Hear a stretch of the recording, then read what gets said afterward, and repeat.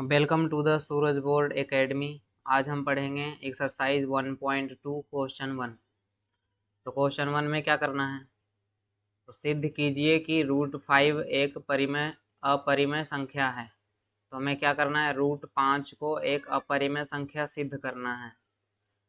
तो चलो सॉल्व करते हैं इसको। तो पहला स्टेप ये है कि माना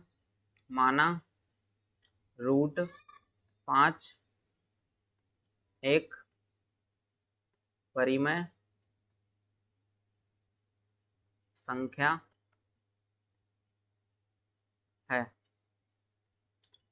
तो √5 को एक परिमेय संख्या माना, तो √5 कैसा हो जाएगा, a/v के बराबर हो जाएगा, क्योंकि परिमेय संख्या क्या होता है, जो a और b के रूप में हो, बटे में हो। ठीक है, तो √5 कैसा हो जाएगा, परिमेय संख्या के जैसा हो जाएगा ना, यानी a/b के जैसा हो जाएगा, जहां a और b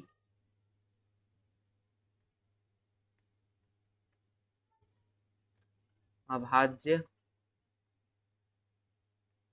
संख्या है और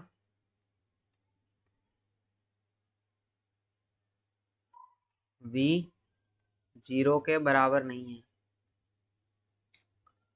तो a और b क्या है, अभाज्य संख्या है। तो जैसे 5/3 ये और ये अभाज्य संख्या होना चाहिए, आपस में कटना नहीं चाहिए, समझ गए। तो हमारा हो गया पहला स्टेप। और b 0 नहीं होना चाहिए, यानी 5/0 नहीं होना चाहिए। ऐसे नीचे 0 हो जाएगा तो अनंत हो जाएगा ना, इसलिए 0 नहीं होना चाहिए नीचे। तो इतना हो गया पहला स्टेप हमारा। दूसरा स्टेप लेना, इसमें क्या करना है, दोनों तरफ वर्ग करने पर, दोनों तरफ वर्ग करने पर, तो दोनों तरफ वर्ग कर देना।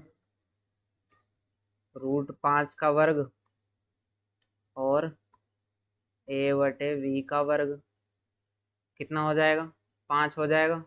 स्क्वायर से रूट कट जाता है, 5 हो जाता है। ऐसे √5 गुना √5 कितना हो जाएगा, 5 हो जाएगा। रूट मतलब होता है आधा 5, आधा 5 मिलके पूरा 5 हो जाएंगे, बराबर a² बटा b²। अब क्या करेंगे,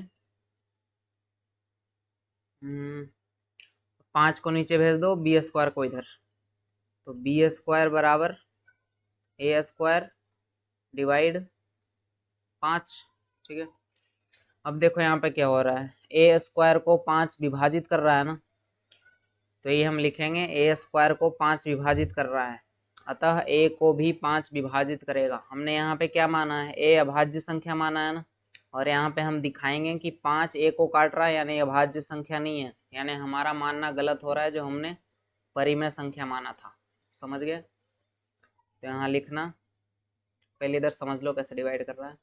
ऐसे जैसे a² को 5 डिवाइड कर रहा है, विभाजित कर रहा है, a² को 5 विभाजित कर रहा है। जैसे a की जगह कुछ मान लेते हैं, 5 मान लेते हैं, तो a का स्क्वायर करेंगे तो कितना हो जाएगा, 25।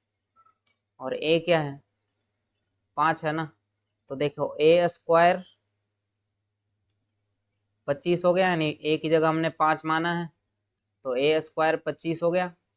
और a क्या है, a खुद 5 है ना, तो a² 5 से कट रहा है, तो a खुद भी 5 से कट रहा है ना, ये 5 से कट रहा है ना, a² छोड़ के, a² 25 हुआ, यानी 5 का स्क्वायर 25 हुआ, 25 5 से कट रहा है, तो a की जगह कौन है, 5 है, तो 5 भी 5 से कट रहा है ना। समझ में आया, a² 5 से कटेगा तो a भी 5 से कटेगा। अब दूसरी संख्या लेकर देखो, 3 का स्क्वायर कितना होता है, 9। 3 का स्क्वायर यानी a का स्क्वायर 5 से कट रहा है, नहीं कट रहा है, तो a भी 5 से नहीं कट रहा है, a की जगह क्या है, 3 है, तो नहीं कट रहा है ना। a² 5 से नहीं कट रहा, a का स्क्वायर यानी 3 का स्क्वायर 9, 5 से नहीं कट रहा है। तो ए की जगह 3 है ना, तो 3 भी 5 से नहीं कट रहा है ना, समझ गए। तो ये हमें लिखना है, क्योंकि ए स्क्वायर 5 से विभाजित हो रहा है,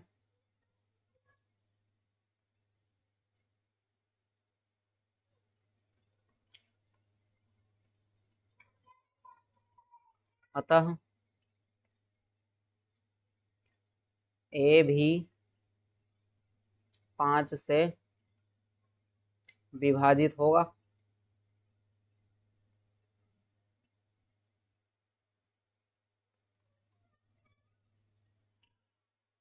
समझ गए।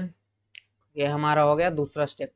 पहला स्टेप यहाँ से यहाँ तक, दूसरा स्टेप यहाँ से यहाँ तक। अब देखते हैं तीसरा स्टेप।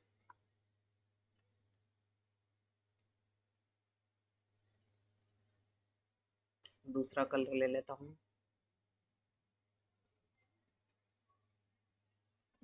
अब देखो, ए स्क्वायर को 5 विभाजित कर रहा है, तो ए क्या बन जाएगा, 5 का टेबल बन जाएगा, यानी 5c बन जाएगा। समझ गए। ऐसे जैसे 25 को 5 काट रहा है, क्या आएगा, 5 का टेबल ही आएगा ना। 50 को 5 काटेगा तो क्या आएगा, 5 का टेबल ही आएगा। ठीक है, 10 आएगा ना, 50 रखेंगे, 5 दहाएंगे 50, 10 क्या है, 5 का टेबल ही तो है। तो ये क्या है, 5 का टेबल, 5 इंटू 1, 5 इंटू 2, सी की जगह क्या नंबर ही हो सकता है ना, 3 हो सकता है, तो 15 आ जाएगा। 4 लिखेंगे तो 20 आ जाएगा, यानी 5 का टेबल। समझ गए। अब ए का मान रख देना इसमें, ये लास्ट वाले समीकरण में। तो बी स्क्वायर बराबर, यहाँ पे ए का मान रख देंगे, कितना आ जाएगा, 5c का स्क्वायर बटा 5।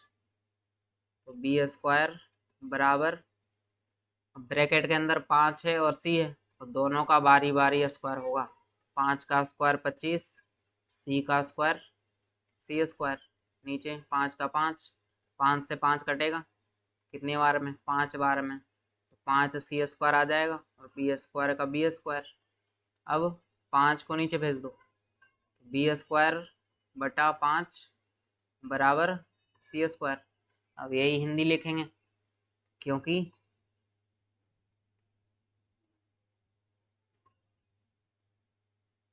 बी स्क्वायर को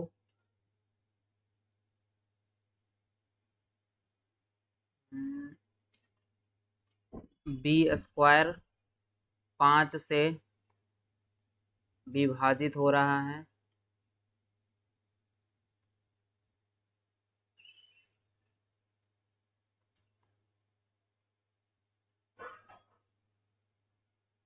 अतः बी भी 5 से विभाजित होगा।